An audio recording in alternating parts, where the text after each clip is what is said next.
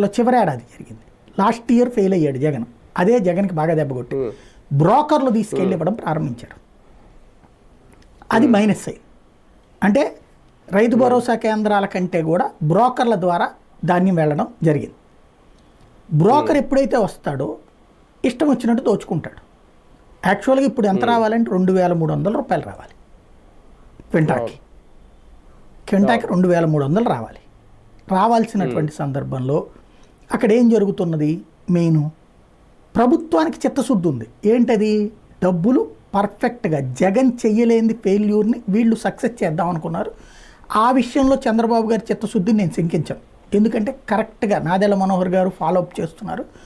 ఇవాళ డబ్బులు ఇదే వేస్తే 24 గంటలు తిరగకుండానే డబ్బులు పడిపోతున్నాయి వాళ్ళకి. ఖచ్చితంగా ఇది మాత్రం 48 గంటలు అన్నారు, కానీ 24 గంటలోనే పడిన వాళ్ళ సంగతి ఎక్కువ మందే వినబడుతుంది. అది నేను గ్రౌండ్లో కనుక్కుంటే తెలిసినటువంటి అంశం. అయితే చాలా స్పీడ్ అమలు చేస్తున్నారు కూడా, పర్ఫెక్ట్గా పడుతుంది. సమస్య ఎక్కడొస్తుందంటే ఈ ధాన్యం సేకరణ. జగన్ హయాంలో ఈ రవాణా ఛార్జీలు, తర్వాత దాన్ని ఏమంటారు గోతాం ఛార్జీలకని 30 రూపాయలు ఇచ్చేవాళ్ళు క్వింటాకి.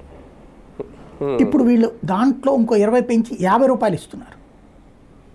అయితే ఇది సమస్య ఎక్కడొస్తుంది?